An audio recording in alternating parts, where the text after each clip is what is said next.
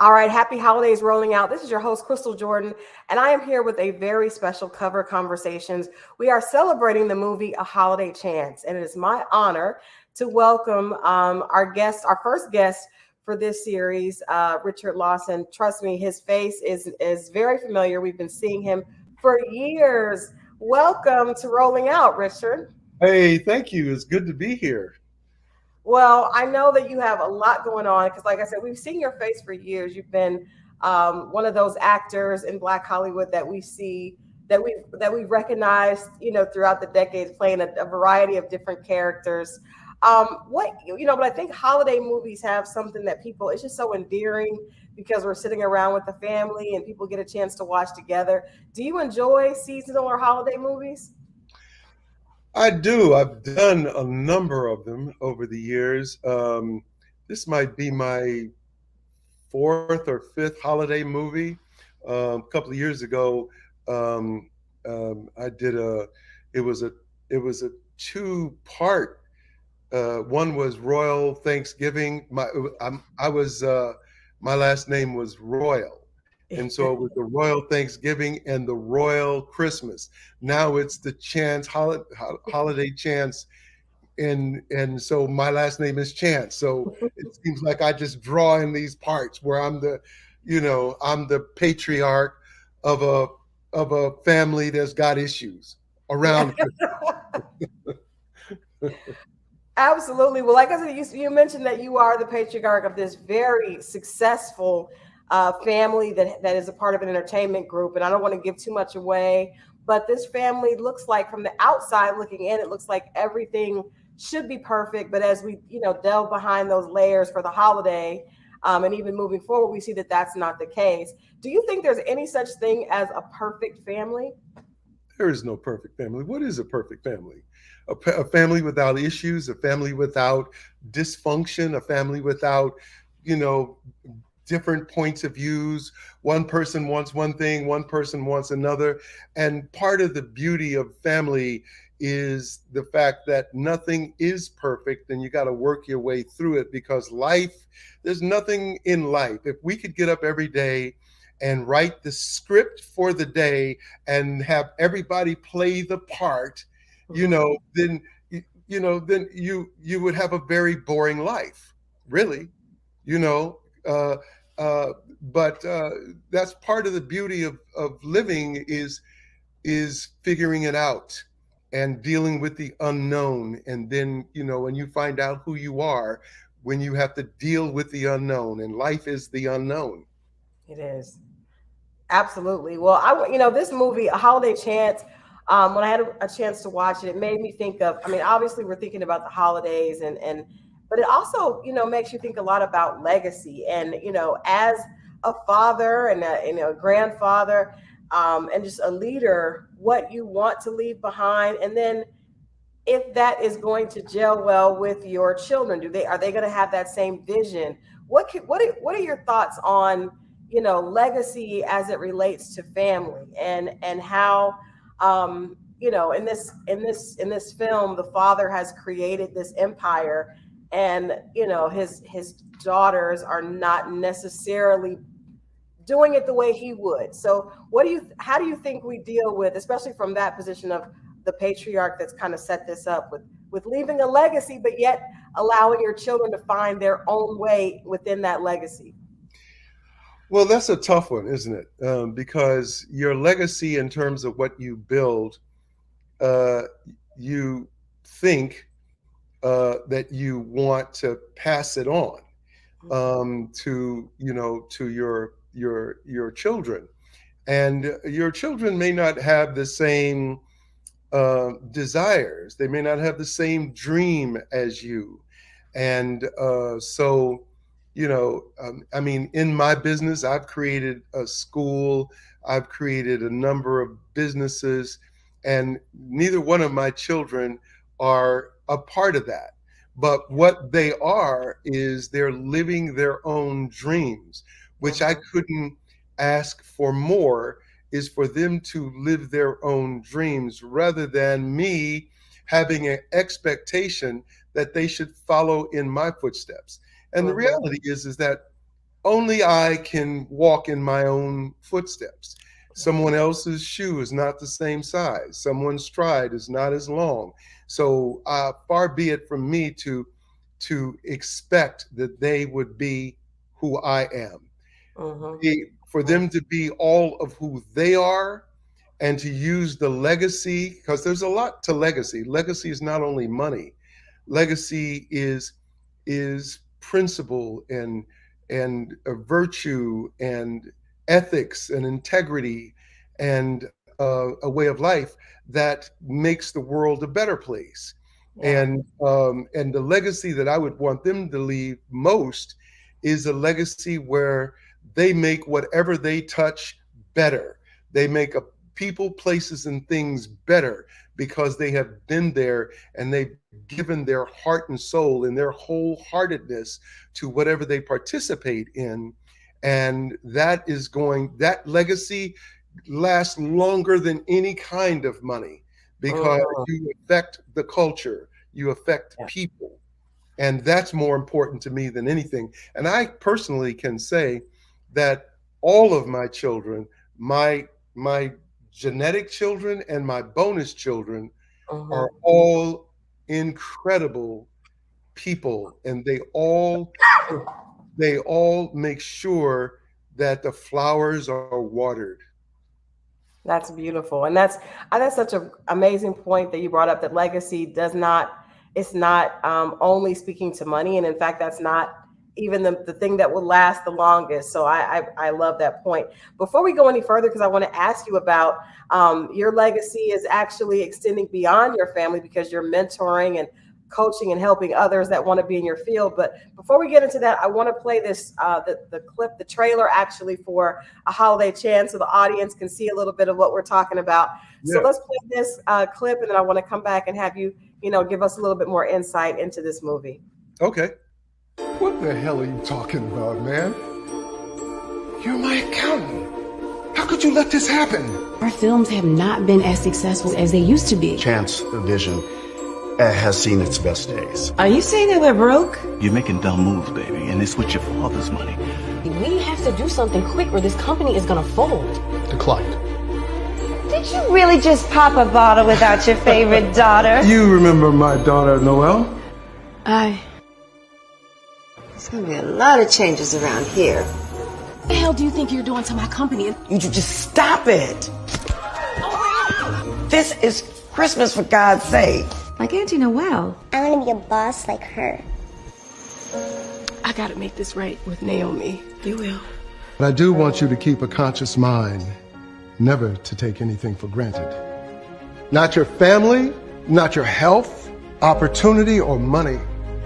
Anything that can be here today and gone tomorrow. You treat me like a servant and not like your wife. I really need you.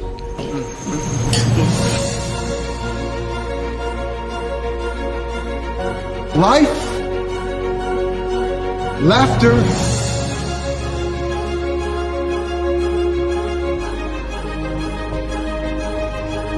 and love.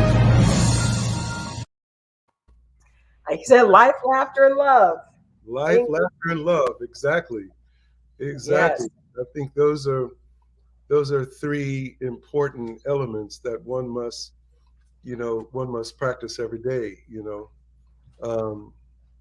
I was listening to Jimmy Valvano, who's honored and died, and you probably are familiar with his ESPN does this whole thing about him, and one of the things that he says, a full day is, and I may not have all three of these correct, is that you gotta laugh, you gotta cry, and that you gotta do something for someone else. And I know he said laugh and cry, but do something for someone else. It might have been slightly different. But when you think about it, it doesn't get any better than those three things. Life, laughter, and love is basically the same thing, Absolutely. Yeah. Absolutely. So this film, another thing that it touches on that I wanted to ask you about, because you've been in this business and you've had a steady career for so long, you've seen a lot of changes come, and one of the issues is the daughter's trying to see if she can take the company into a new into the new world, and kind of update everything. How do you feel, just as someone that's been able to watch this, especially from the minority perspective, and see how things have changed and how we are, we have made so many strides in entertainment. I mean, this film is produced by a Black production company. It's got Black actors, Black writers. Very different, I'm sure, than when you first started your career. So what can you tell us about your journey and how you've seen things kind of progress, and how do you feel about the future of entertainment?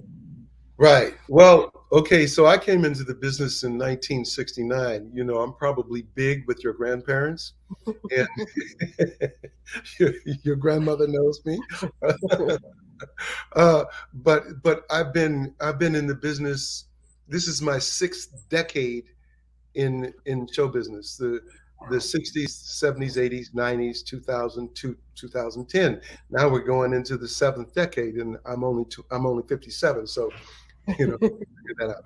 But yeah, there has been a major change where when I started, there was NBC, ABC, CBS, and public broadcasting, and later came Fox, and then there was blaxploitation films, and I was in those, and the horizon was like the Sahara Desert. There weren't many oases out there for actors who happen to be Black, and but over the course of time, and when I first came in here, I really understood that in order to make it in this business, you had to build your own oases. You had to dig for your own water. You had to make that happen. You had to build, you had to build it and know that they would come.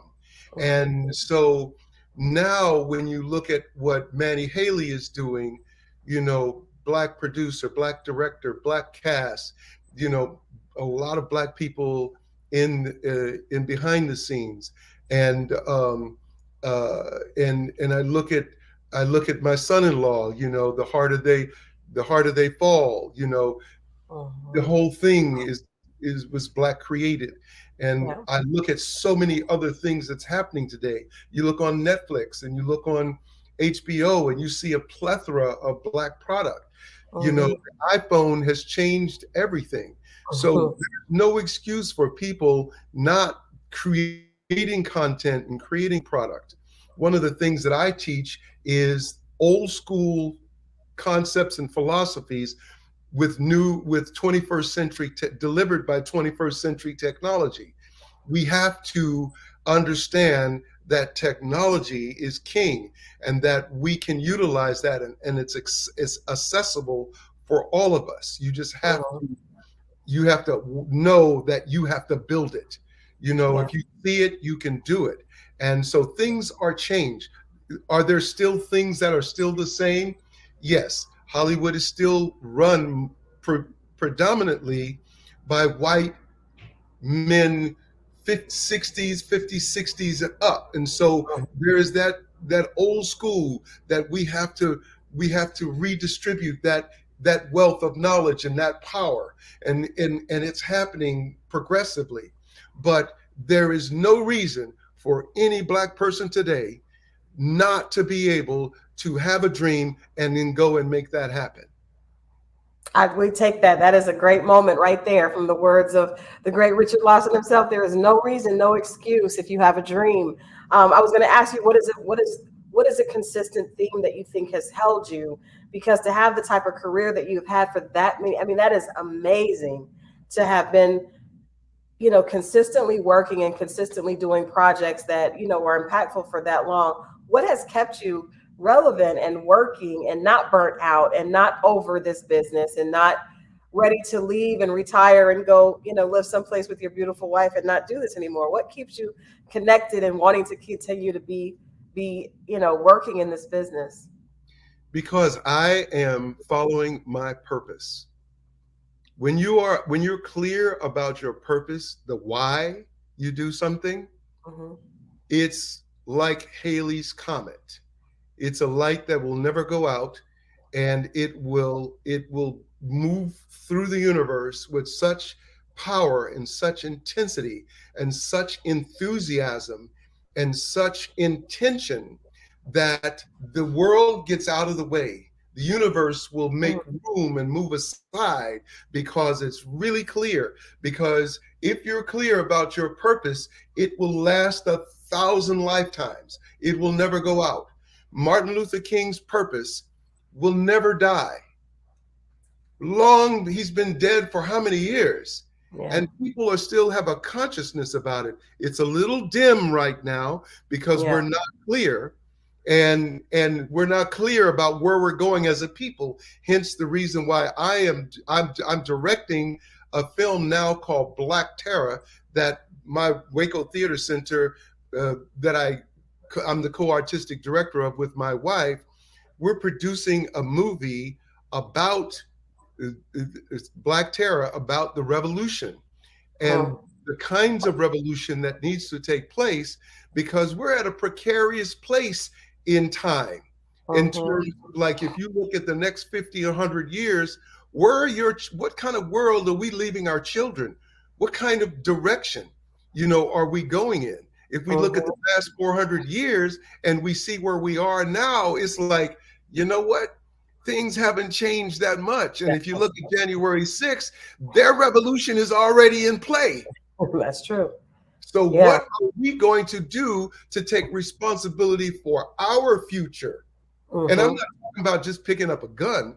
There's political revolution, social revolution, spiritual revolution, emotional revolution, and yes, if necessary, military revolution. But that's the last order of the day, because there's nothing but destruction in that. But so therefore, I am following my purpose, to go back to your original question. And so therefore, every day that I get up, I start another day of vacation. That is beautiful. That is a beautiful way to live. You mentioned your wife, and I love the fact that you all were a part of OWN's documentary, Black Love, and shared a little bit. I love the fact that in this, we see a lot of with movies, and even, like I said, the Black Love documentary, celebration of the Black family, and people being really honest about the fact that, love and relationships are not easy. They take a lot of work, and they, kind of going behind the beautiful pictures that people see and the hashtag relationship goals and saying, hey, you got to work on this, but this can be something very worthwhile. What made you all decide to be a part of that documentary and, to share? Because we don't really see a lot of personal things being shared often, especially from yourself and Miss Tina Knowles. So what made you all want to be a part of that documentary and to kind of share your love story with the public? Well, first of all, the couple that put it together, they had a great intention in terms of doing that. And I think, the whole reality of Black people in the way we do love, in us dealing with, most of us come from kind of a post-traumatic slave syndrome that is passed down through generations. And until we become aware of how we are manifesting that and carrying it on into our children and passing it on, that it's important for us to be able to recognize the legacy of that pain and how we confront it and communicate about it and manage it and sublimate that energy into a positive thing, into mentorship, into help, into a hand up. And so she and I, who we've had a very fortunate lives, and the fact that we've been knowing each other, I met her when she was pregnant with Beyonce.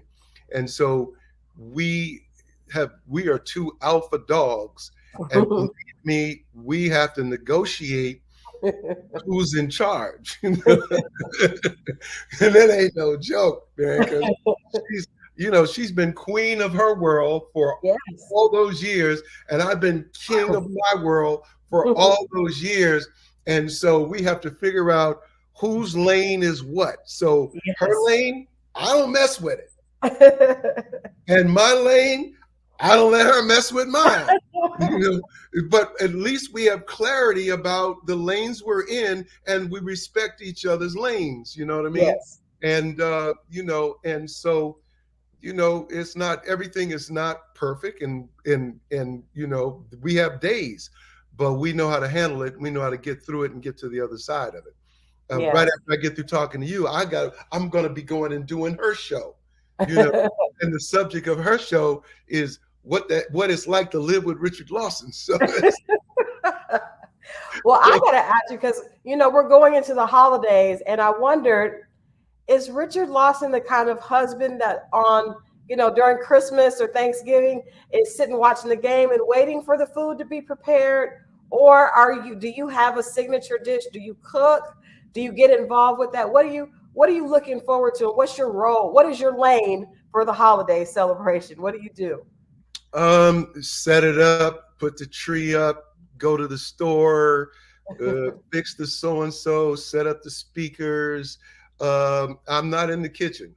You know, I will help to chop, cook. I'll go shop. I'll do all of that. But in the kitchen, you know, I'm only in the way. You're only in the way. You know, yeah, and it looks like a disaster zone.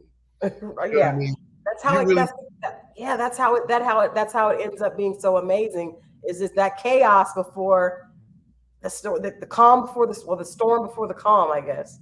Hey, listen, in her kitchen, you could actually learn how to ice skate, because you're slipping all over the place, because stuff is all over the floor. You know, so he's sliding and slipping and sliding, and I come in and I gotta mop it up so nobody break their neck. You know.